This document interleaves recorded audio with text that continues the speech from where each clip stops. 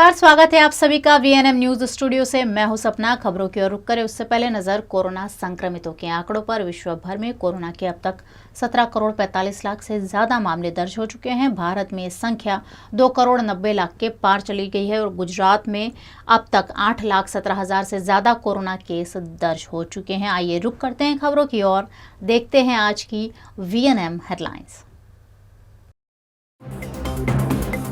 केंद्र सरकार सभी राज्यों को निःशुल्क देगी कोरोना वैक्सीन। गरीबों को दिवाली तक मिलेगा मुफ्त अनाज। कोरोना केस घटने से गुजरात राज्य में कोर्ट शुरू, नए शैक्षणिक वर्ष की भी शुरुआत। और सरकारी कार्यालय 100% स्टाफ के साथ कार्यरत, जनसेवा केंद्र में उमड़ पड़ी भीड़।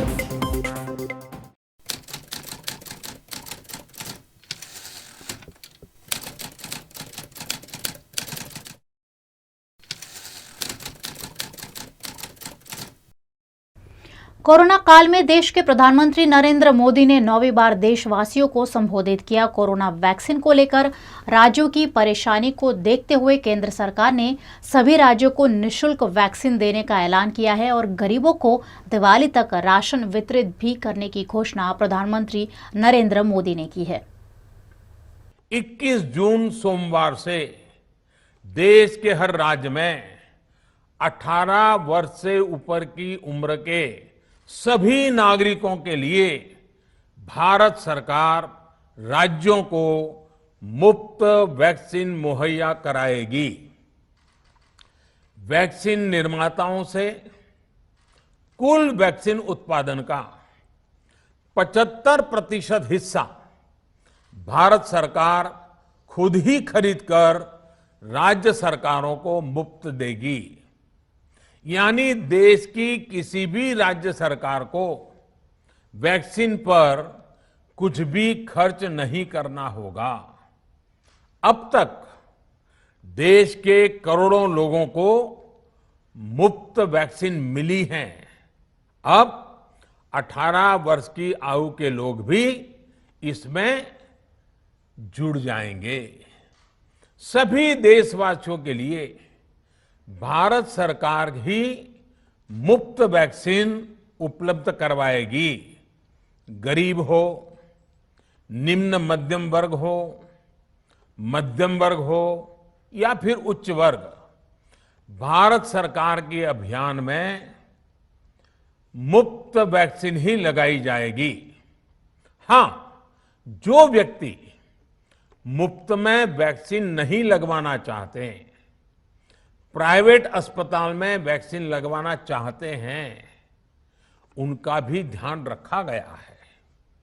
देश में बन रही वैक्सीन में से 25% प्राइवेट सेक्टर के अस्पताल सीधे ले पाए, ये व्यवस्था जारी रहेगी।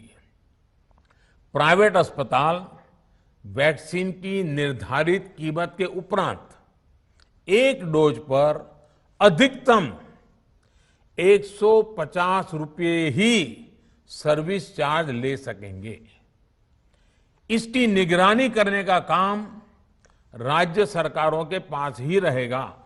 प्रिय देशवासियों, टीकाकरण के अलावा आज एक और बड़े फैसले में, उस फैसले से मैं आपको अवगत कराना चाहता हूं।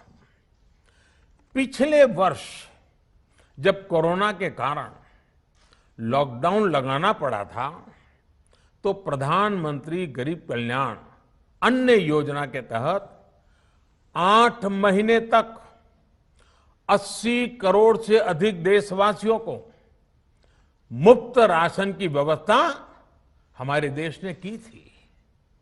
इस वर्ष भी दूसरी वेव के कारण मई और जून के लिए भी इस योजना का विस्तार किया गया था। आज सरकार ने फैसला लिया है कि प्रधानमंत्री गरीब कल्याण अन्न योजना को अब दीपावली तक आगे बढ़ाया जाएगा। महामारी के इस समय में सरकार गरीब की हर जरूरत के साथ उसका साथी बनकर खड़ी है। यानी नवंबर तक 80 करोड़ से अधिक देशवासियों को हर महीने तय मात्रा में मुफ्त अनाज उपलब्ध होगा। इस प्रयास का मकसद यही है कि मेरे किसी भी गरीब भाई बहन को, उसके परिवार को भूखा सोना ना पड़े। कोरोना संक्रमण घटने से अब गुजरात में कोर्ट भी शुरू हो गई है। वडोदरा में भी आज 1.5 साल बाद कोर्ट परिसर कार्यरत हुआ। पिछले साल मार्च महीने में कोरोना केस दर्ज होने के साथ ही गुजरात राज्य में फिजिकल कोर्ट बंद कर दिए गए थे और ऑनलाइन कार्यवाही की जा रही थी। लेकिन अब कोरोना के केस में कमी आने से 1.5 साल बाद राज्य सरकार ने कोर्ट को सुचारू करने के आदेश दिए हैं, जिसके चलते वडोदरा में भी आज कोर्ट की कार्यवाही शुरू की गई। आज समग्र गुजरातनी अंदर जे कोविड-19 असरथी वकीलो एक्सपायर थया तेमां वडोदरा जिल्लानी अंदर 45 वकीलोए कोविड-19 अनुसंधानमां एक्सपायर थयेल छे। तेनी शोकनी लागणी समग्र वडोदरा जिल्लाना वकीलोमां पड़ेल छे। तेमज अमे तमारा माध्यमथी जणावे छे कि भगवान एमना आत्माने शांति आपे अने तेमना कुटुंबीजनों पर आवेली आफत ए दूर थाय एवी प्रभुने प्रार्थना। अने आज 1.5 वर्ष बाद जे वडोदरा डिस्ट्रिक्ट कोर्टનું फिजिकल हियरिंग चालू थયેલ છે, फिजिकल कार्यवाही चालू થઈ છે, તેને વકીલો આવકારે છે। પરંતુ એક ગેટ ચાલુ કરેલ છે, તેના બદલે બીજો એક ગેટ વકીલોના માટે પર્સનલ ચાલુ કરવા માટે ડિસ્ટ્રિક્ટ જજ સાહેબને રજૂઆત કરી છે અને તે પણ ટૂંક સમયમાં ચાલુ થઈ જશે। એટલે વકીલોની અંદર આ કોર્ટ ફિઝિકલ ચાલુ થવાને આવકારીએ છે અને તેની એક આનંદની લાગણી વકીલો અનુભવી રહ્યા છે।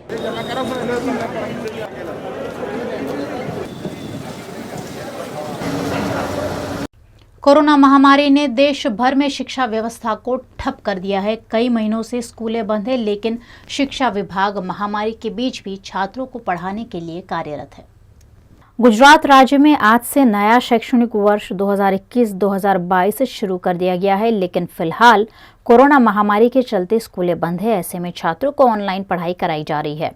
वडोदरा की एनपीएसएस संचालित सरकारी स्कूलों में भी शिक्षक छात्रों को ऑनलाइन पढ़ाई करवा रहे हैं, जिस पर नगर प्राथमिक शिक्षण समिति के अध्यक्ष दिलीप सिंह गोहिल ने जानकारी दी। नगर प्राथमिक शिक्षण समिति और समग्र राज्य में આજથી નવા શૈક્ષણિક સત્રની શરૂઆત થઈ છે। બધા જ વિદ્યાર્થીઓ અને શિક્ષકોને નવા સત્રની શુભેચ્છાઓ પાઠવું છું। કોરોનાની મહામારી બહુ ઝડપથી દૂર થાય અને ફરીથી શાળાઓ વિદ્યાર્થીઓના કલરવથી ગુંજતી થાય એવી ભગવાનને આજે પ્રાર્થના કરું છું। અમે આજથી સરકારની ગાઈડલાઈન પ્રમાણે 100% સ્ટાફ સાથે, એટલે કે અમારી શાળાઓમાં બધા જ શિક્ષકોને अन्य સ્ટાફ સાથે 100% હાજરી સાથે શરૂઆત કરી છે અને સાથે સાથે ઈ સ્કૂલના કન્સેપ્ટ સાથે અમે અમારી નગર પ્રાથમિક શિક્ષણ સમિતિની એપ્લિકેશન થ્રુ સાથે સાથે વિદ્યાર્થીઓને ઘરે હોમ લર્નિંગ જે સ્ટડી મટીરિયલ આપ્યું છે એનાથી ગિરનાર ચેનલ પર અને આ વખતે શિક્ષણ વિભાગે ગયા વર્ષે આખું વર્ષ બાળકોનું જે શિક્ષણ બગડ્યું છે એમાં જે ક્ષતિ રહી ગઈ છે એને દૂર કરવા માટે બ્રિજ કોર્સ કરીને એક બુક જે શિક્ષણ વિભાગની બુક છે ટૂંક સમયમાં કદાચ આ વીકેન્ડ સુધીમાં ગમે ત્યારે અમારી પાસે બુક પહોંચે એટલે અમે વિદ્યાર્થીઓને ઘરે ઘરે પહોંચાડશું, જેમાં ગત વર્ષે બાળકોનું જે શિક્ષણમાં ક્યાંક જે છે કમી રહી ગઈ છે એ કમી ન રહે એવો કોર્સ પણ અમે કરાવવાના છીએ। અને અત્યારે फिजिकली बाळको शाळा में न आवता थाय त्यां सुधी अमे जे छे ऑनलाइन एज्युकेशन आपवाना छीए। कोरोना की लहर गुजरात में कमजोर पड़ चुकी है और ऐसे में अब जनजीवन पटरी पर लौट रहा है। इसी क्रम में आज सरकारी कार्यालयों को 100% क्षमता के साथ कार्यरत कर दिया गया है।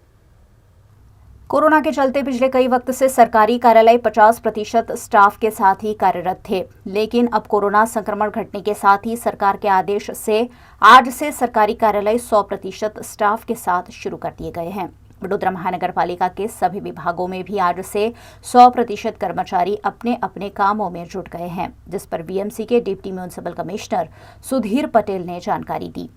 कोरोना महामारीना सेकंड वेव दरमियान राज्य सरकारना आदेश अनुसार जे आवश्यक सेवाओं है ए सिवायनी तमाम सेवाओं 50% स्टाफनी हाजरी थी आपणे काम चलावी रह्या हता। साथे साथे ज માત્ર બીજો અને ચોથો શનિવાર જ નહીં પરંતુ મહિનાના તમામ શનિવાર પણ આવશ્યક સેવાઓ સિવાયની કચેરીઓ બંધ હતી. હવે જ્યારે કોરોનાના કેસીસ ખૂબ જ ઘટી ગયા છે, લહેર 2નું સંક્રમણ ઘણું ઓછું થઈ ગયું છે, ત્યારે રાજ્ય સરકારના આદેશ અનુસાર આપણે શનિવારથી જ તમામ કચેરીઓ તમામ શનિવાર ચાલુ રાખવાની અને આજથી 100% હાજરી સાથે તમામ कचेरियों चालू रखવાનું शुरू કર્યું છે.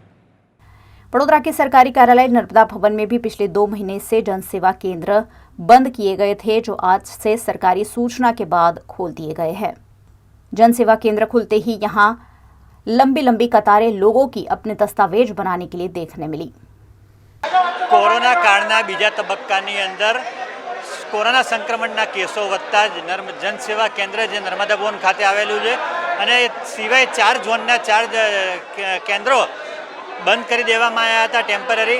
અને ત્યારબાદ ગઈકાલે પરમ દિવસે સરકારની સૂચના આવી કે 100% સ્ટાફ સાથે સોમવારે ચાલુ કરવાના છે. સોમવારની વાત આવતા જ પબ્લિકના ટોળે ટોળા ઉમટી પડેલા. અહીંયા અવ્યવસ્થા જેવું સર્જાઈ ગયેલું, ધક્કામુક્કી અને અપરિસ્થિતિ સર્જાતા હાલમાં ધીમે ધીમે રૂટીન કરવા માટે સ્ટાફ અને કર્મચારીઓ અને તેમજ હોમગાર્ડના કર્મચારીઓ અત્યારે વ્યવસ્થામાં જોતરાયા છે. પણ આપ જુઓ છો તે રીતે કોરોના સંક્રમણનો જાણે ડર ના હોય એ રીતે લાઈનો જોવા મળી જાય છે અને કોઈ પણ જાતનું બીજું કંઈ ધ્યાન નથી રાખતા. નાગરિકો પણ આ બાબતે ધ્યાન રાખવું જોઈએ પણ ધ્યાન નથી રાખતા. એના લીધે આ પરિસ્થિતિ સર્જાઈ છે. અને આપ જોઈ રહ્યા છો, વાત કરીએ અહીંયા જનસેવા કેન્દ્રના મેનેજર ત્રિકમ સાથે. ત્રિકમભાઈ, શું કહેશો તમે, કઈ રીતની વ્યવસ્થા છે? વ્યવસ્થાની અંદર આપણે આજે સોશિયલ ડિસ્ટન્સથી જાળવી અને કામગીરી થાય એના માટેની તમામ કામગીરી કરી રહ્યા છીએ. પોલીસ બંદોબસ્ત પણ ગોઠવવામાં આવેલો છે, એનાઉન્સમેન્ટ સિસ્ટમ પણ રાખવામાં આવેલી છે, અંદર બેસવાની વ્યવસ્થા પણ રાખેલી છે કે જે કોઈ અરજદાર ખુરશીમાં બેસે તો સોશિયલ ડિસ્ટન્સ જળવાઈ શકે એના માટેની વ્યવસ્થા છે. સેનેટાઇઝની પણ વ્યવસ્થા છે. એવી રીતની વ્યવસ્થા ખાલી એટલું છે કે કોરોનાની મહામારી ચાલે છે તો સોશિયલ ડિસ્ટન્સ જળવાય એના માટે ખાસ ને ખાસ તકેદારી રાખવામાં આવી રહી છે. આપણે હમણાં 2 મહિનાથી લગભગ બંધ હતું, એટલા કારણે હમણાં થોડા અઠવાડિયો કે તો આવી વ્યવસ્થા રાખવી જ પડશે કે જેનાથી આપણે પબ્લિક ઓછી કરી થઈ શકે. જેને પણ 7/12ની નકલ લેવાની હોય એ આ બાજુના કાઉન્ટર 2 છે એ બાજુ આવશે અને જેને ફોર્મ વગેરે કોઈ પણ વસ્તુ લેવાની હોય તો આ બાજુ એક લાઈન કરી દે. દૂરથી રહેજો, ટોળું ન કરતા મહેરબાની કરીને दूर दूर उभा रहजो. कोरोना जैसी गंभीर बीमारी के बीच भी लोग निजी फायदे के लिए कालाबाजारी और चोरी लूटपाट जैसी घटनाओं को अंजाम दे रहे हैं. एक ऐसा ही मामला गोत्री हॉस्पिटल में उजागर हुआ है. पिछले दिनों कई कोरोना मरीजों और मृतकों के शरीर से गहने गायब होने की शिकायत उठी थी, जिसकी जांच में हॉस्पिटल में गहने चोरी करने मामले एक महिला सर्वेंट का पर्दाफाश हुआ है. गोत्री जनरल हॉस्पिटल के कोरोना वार्ड में सीसीटीवी फुटेज के आधार पर जांच करने पर छाणी जगातनाका की आकाशगंगा सोसाइटी में रहने वाली अमृता रमेश को पुलिस ने गिरफ्तार किया है. आरोपी महिला के पास से 40,200 रुपए के जेवर भी बरामद हुए हैं, जिस पर ज्यादा जानकारी दी एसीपी बकुल चौधरी ने. गोरवा विस्तार में आवेल गोत्री जनरल हॉस्पिटल में आईसीयू में भवनेश भाई विनोद भाई जयस्वालना माता ने एडमिट करेल हता. तेओना ज्यारे एडमिट थया त्यारे सोना चांदीना दागीना पहेरेल हता. पछी ते बाद भावनेश भाई तपास करता तेओना मातृश्री पासे आ सोना चांदीना दागीना न होवानुं जणाई आवता तेओए गोरवा पोलीस स्टेशन आवी फरियाद आपेली. गोरवा पोलीसे आ बाबते आईसीयूना गोत्री हॉस्पिटलना सीसीटीवी फुटेज चेक करेला. सीसीटीवी फुटेज चेक करता एक महिला आ दागीना ચોરતી હોવાનું માલમ પડેલ અને જે મહિલાને પોલીસે અટક કરી દાગીના રિકવર કરેલ છે અને આ મહિલાનો આરટીપીસીઆર ટેસ્ટ કરાવવામાં આવેલ છે, જેનું રિઝલ્ટ આવીએ રિપોર્ટ આવીએ આગળની કાર્યવાહી કરવામાં આવશે. હાલમાં આ ગુનાની તપાસ ચાલી રહેલ છે. અન્ય પૂછપરછ પણ કરવામાં આવી રહેલ છે.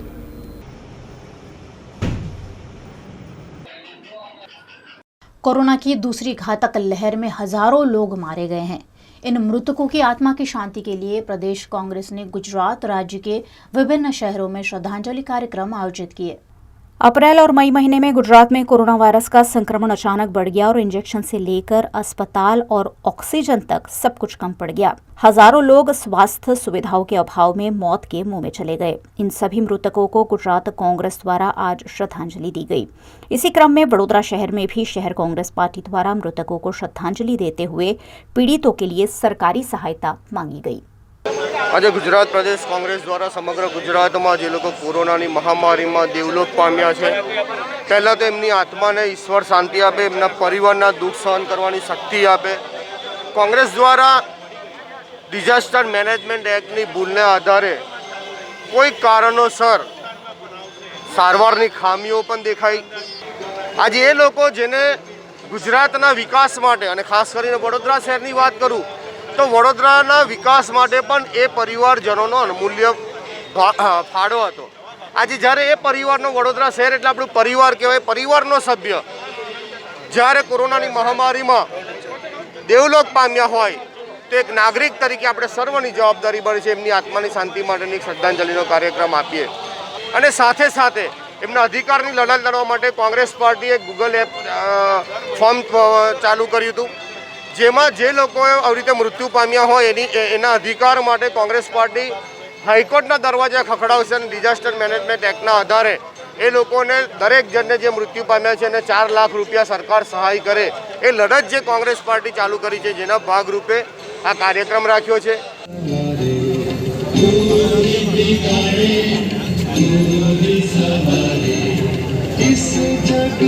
आप देख रहे हैं खबरें वीएनएम न्यूज में और वक्त हो चला एक छोटे से अंतराल का। कहीं जाइएगा नहीं, देखते रहिए वीएनएम न्यूज।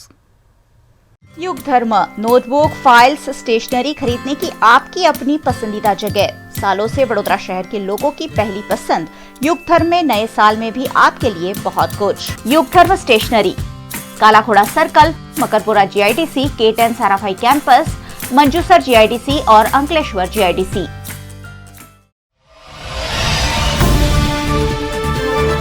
वीएनएम न्यूज अब टीवी, यूट्यूब और फेसबुक के साथ साथ अवेलेबल है आपके एंड्रॉइड प्ले स्टोर में भी।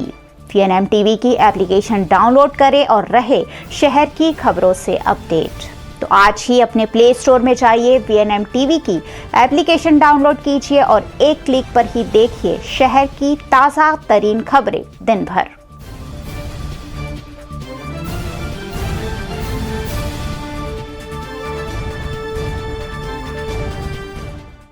लंग्स हमारे शरीर का काफ़ी महत्वपूर्ण अंग है। लंग्स की बीमारियां क्या है और लंग्स का ख्याल कैसे रखें, उस पर विशेष मार्गदर्शन दिया haemato oncologist doctor Neeraj Bhatt ने। नमस्कार, मैं हूं मयूरिका और आप देख रहे हैं वीएनएम टीवी। और पिछले कई महीनों से हम कोरोना महामारी पर बात कर रहे हैं और आज बात होने वाली है कि कोरोना जो वायरस होता है वो लंग्स पर किस कदर अटैक करता है। कोरोना से तो लंग्स को नुकसान होता ही है, साथ ही साथ लंग्स कैंसर भी हमारे देश में पाए जाने वाले कैंसर में से एक बहुत बड़ा हिस्सा है। ऐसे में हमारे लंग्स को हम स्ट्रॉन्ग कैसे रख सकते हैं, लंग्स को होने वाली बीमारियों को हम कैसे उससे निजात पा सकते हैं, ये सारी बातचीत आज होगी। और मेरे साथ बातचीत के लिए जुड़ चुके हैं डॉक्टर नीरज भट्ट, जो मेडिकल ऑन्कोलॉजिस्ट है। सर, बहुत बहुत स्वागत है। Thank you very much. Sir, corona खासकर लंग्स पर सबसे पहले अटैक करता है और यही पहला ऑर्गन होता है जो डैमेज होता है। ऐसे में क्या बता पाएंगे हमारे दर्शकों को कि माइल्ड, मॉडरेट और सीवियर लक्षणों वाले कोरोना जो पेशेंट जो थे उनके लंग्स को कितना नुकसान हुआ है, क्योंकि पोस्ट कोविड में भी बहुत सारे लोग अभी भी लंग्स की प्रॉब्लम से जूझ रहे हैं। हम लोग जानते हैं कि पूरी दुनिया आज कोविड से फाइट कर रही है। 2019 के एंड में कोरोना वायरस की शुरुआत चाइना के वुहान प्रोविंस से हुई थी और आज वो पूरी दुनिया में फैल गया है। And as of now we are fighting the second wave of Covid in India. हम लोग जानते हैं काफ़ी सारे हमारे सिविलियंस की डेथ हो चुकी है जिसकी वजह से, एंड काफ़ी सारे लोगों को लॉन्ग टर्म नुकसान। कोविड एक्चुअली एयरबॉर्न डिजीज़ है। हम लोग जब भी सांस लेते हैं तब सबसे पहला वो लंग में ही वो जाता है, and then it creates a sort of inflammation. So सबसे ज़्यादा डैमेज्ड ऑर्गन कोविड से अगर होता है तो वो लंग होता है। मैक्सिमम नुकसान उसमें होने के चांसेस ज़्यादा है।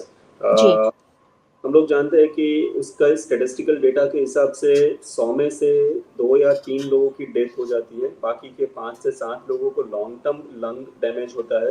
बट 100 में से 90 से 95% लोग without any long term sequelae और कॉम्प्लिकेशंस निकल जाते हैं। However it is too early to say, क्योंकि अभी भी डेटा नहीं है हमारे पास, मैच्योर डेटा। बट ऐसा बोल सकते हैं कि कोविड से मैक्सिमम नुकसान होने के चांसेस लंग में है जी। और सबसे ज़्यादा प्रॉब्लम्स जो होगा वो फ्यूचर में, जैसे लंग फाइब्रोसिस की वजह से lung capacity, oxygen transporting capacity कम हो जाती है, जिसकी वजह से सांस लेने में दिक्कत होती है या फिजिकल एफिशिएंसी कम हो जाती है। सो ये सब प्रॉब्लम्स होने के चांसेस ज़्यादा है। बट 90% पेशेंट्स में जो लंग डैमेज होता है वो सिर्फ माइल्ड होता है। Moderate to severe damage 2 to 5%, 2 से 5% लोगों में होने के चांसेस है। कोरोना जो है वो तो अभी अभी आया है, लेकिन लंग्स को इससे पहले भी कई बीमारियों से नुकसान पहुंचता रहा है और खासकर फेफड़ों का जो कैंसर है वो काफी हद तक लंग्स को डैमेज करता है ऐसे में। और वैसे भी भारत में जो कैंसर पाए जाते हैं उसमें से बहुत बड़ा हिस्सा भी है लंग्स कैंसर का। क्या मानते हैं मुख्य वजह लंग्स कैंसर की आप? हाँ, लंग कैंसर स्टैटिस्टिकल डेटा के हिसाब से पुरुषों में होने वाला सबसे ज़्यादा पाया जाने वाला कैंसर बोल सकते हैं, जिसकी फ्रीक्वेंसी मैक्सिमम है। So it is number 1 cause of cancer in male, और इवन फीमेल में भी ब्रेस्ट कैंसर और सर्विक्स कैंसर जो सबसे ज़्यादा है, उसके बाद second most commonly diagnosed cancer is lung cancer. जी। मैं ऐसा बोलूँगा कि लंग कैंसर एक इनवाइटेड कैंसर है, क्योंकि 80 से 85% पेशेंट्स जिनको कैंसर होता है उनमें टोबैको की हिस्ट्री पाई जाती है। सो 10 में से 8 लंग कैंसर के पेशेंट, चाहे वो मेल हो या फीमेल हो, ज़्यादातर केसेस में टोबैको यूज़ होता ही होता है, चाहे पेशेंट एक्टिवली स्मोकिंग करे या ही और she is expose to passive smoke. जी। स्मोकिंग चल रहा हो and they are constantly expose to that smoke. Right. Lung cancer smoking की वजह से सबसे ज़्यादा फ्रीक्वेंसी में डायग्नोस होने वाला कैंसर है। That is what I would say कि अगर स्मोकिंग या टोबैको यूज़ अगर कम किया जाए तो समाज में लंग कैंसर होने की संभावना काफ़ी हद तक कम हो जाती है। और सर आप एक्टिव और पैसिव स्मोकर्स की बात कर रहे थे कि जो लोग स्मोकिंग करते हैं, टोबैको का सेवन करते हैं, उनको तो कैंसर होता ही है, लेकिन जो लोग पैसिव रूप से कहीं ना कहीं उससे इन्फ्लुएंस होते हैं उन्हें भी चांसेस होते हैं। तो कितने चांसेस होते हैं पैसिव जो लोग होते हैं उन्हें लंग्स की परेशानी होने के? जैसे सेकंड स्मोकिंग, एक व्यक्ति स्मोक करता है तो उसके आजू बाजू में रहने वाले लोग भी स्मोक से एक्सपोज होते हैं और अपने सांस में वही स्मोक इनहेल करते हैं। इसको सेकंड हैंड स्मोक बोलते हैं या पैसिव स्मोकिंग बोलते हैं। जी। Now passive smoking is equally harmful compared to when in comparison to active smoking.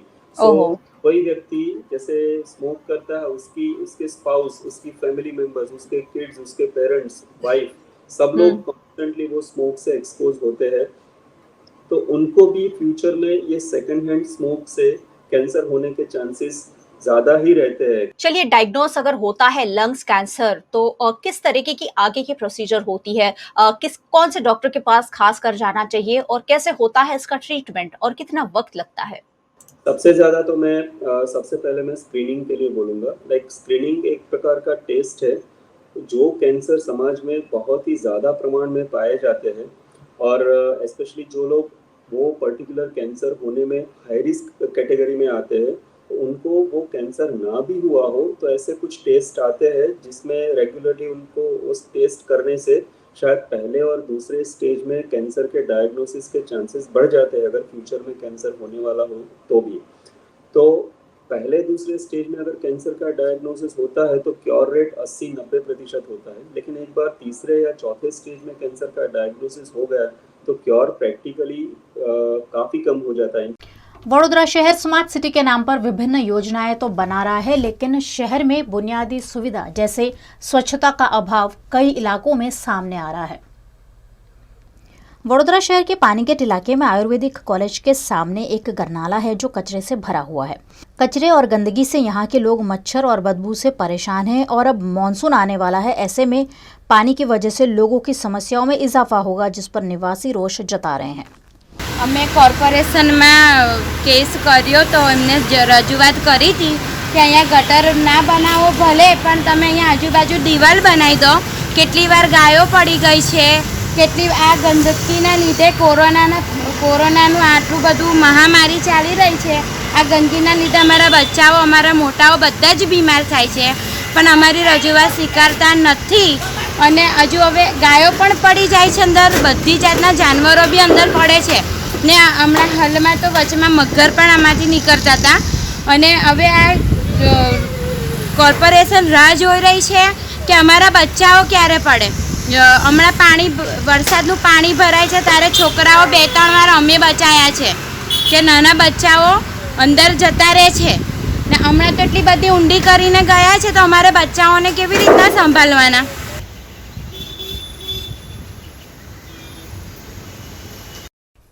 बिजली और पानी बचाना अब हम सभी के लिए बहुत ज़्यादा आवश्यक हो गया है। ऐसे में एनपीएसएस द्वारा रेन वाटर हार्वेस्टिंग की एक अनोखी सुविधा सभी सरकारी स्कूलों में तैयार की गई है। नगर प्राथमिक शिक्षा समिति की 119 इमारतों में वाटर हार्वेस्टिंग प्रोजेक्ट शुरू किया गया था, जो अब पूर्ण हो चुका है, जिसके बाद अब इस वर्ष मानसून में 1,50,00,000 लीटर पानी जमीन में संग्रह किया जा सकेगा। प्राथमिक शिक्षा समिति की सभी 119 स्कूलों में इस प्रोजेक्ट को अंजाम देकर मानसून में जो पानी बहकर बर्बाद होता है उसे जमीन में उतारने की व्यवस्था की गई है, ताकि भूजल स्तर को ऊंचा लाया जा सके। शासन अधिकारी धर्मेंद्र सिंह चुड़ासमा ने इस पर कहा कि ऐसे पानी और बिजली की बचत तो होगी ही, साथ ही पर्यावरण संरक्षण भी होगा। नगर प्राथमिक शिक्षण समिति ने कुल 56 शाला बिल्डिंग अंदर वॉटर हार्वेस्टिंग प्रोजेक्ट अमल में कर्यो। माननीय प्रधानमंत्री श्रीए मन की बातें अंदर एनो उल्लेख कर्यो। एमांथी प्रेरणा लई माननीय म्युनिसिपल कमिश्नर श्रीना मार्गदर्शन मुजब प्रोजेक्ट 2 महीनानी अंदर पूर्ण करेल छे।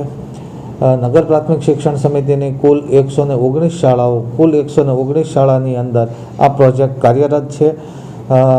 कुल 1,50,00,000 लीटर पाणी छे ए वही जतुं अटकशे अने जमीनमां उतरशे, जेथी भूगर्भ जलस्त्राव छे ए ऊपर आवशे, पाणीनी बचत थशे अने जे बाळको ए शाळानी अंदर अभ्यास करी रह्या छे एमना वाली, स्कूल मैनेजमेंट कमिटी आ बधाय एमांथी प्रेरणा लई अने एना घर पर पण आ प्रवृत्ति वॉटर हार्वेस्टिंगनी करे तो वही जतुं पाणी अटकी जाय। विश्वामित्रीनी अंदर जे पूर जेवी स्थिति आवे छे एमां पण थोड़ीक राहत रहे, प्रेरणा मळे अने पाणीनी बचत थाय, वीजळीनी बचत थाय, पर्यावरणनी जाळवणी थाय।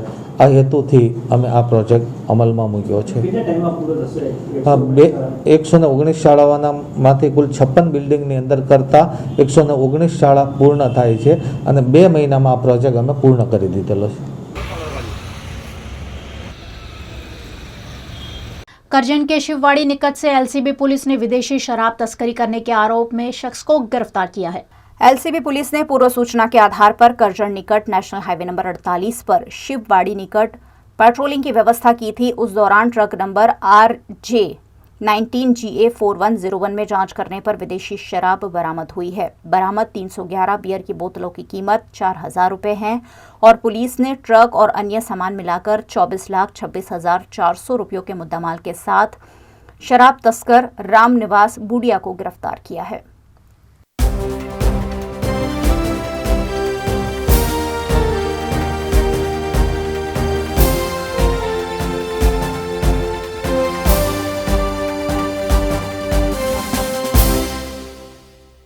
करजन में पेट्रोल डीजल के दाम बढ़ोतरी का विरोध कर रहे मूल निवासी एकता मंच के सदस्यों को डिटेन कर लिया गया है। समूचे देश में महंगाई बढ़ती जा रही है। खासकर पेट्रोल डीजल के दामों में बढ़ोतरी से लोगों का बजट गड़बड़ा गया है। करजन में बाबा साहेब अम्बेडकर प्रतिमा निकट मूल निवासी एकता मंच द्वारा विरोध प्रदर्शन करने की योजना थी, लेकिन उससे पहले ही पुलिस ने मूल निवासी एकता मंच के एडवोकेट नीलेश परमार समेत के कार्यकरों को डिटेन कर लिया। इस न्यूज बुलेटिन में ये थी दिन भर की खबरें। वक्त हो चला है आपसे इजाजत लेने का, लेकिन उससे पहले अगर आपने हमारी YouTube चैनल को सब्सक्राइब नहीं किया है तो VNM TV की YouTube चैनल को सब्सक्राइब कीजिए और हमारे Facebook पेज को लाइक कीजिए ताकि पल पल की खबरें आप तक पहुंचती रहे। मुझे दीजिए इजाजत। नमस्कार।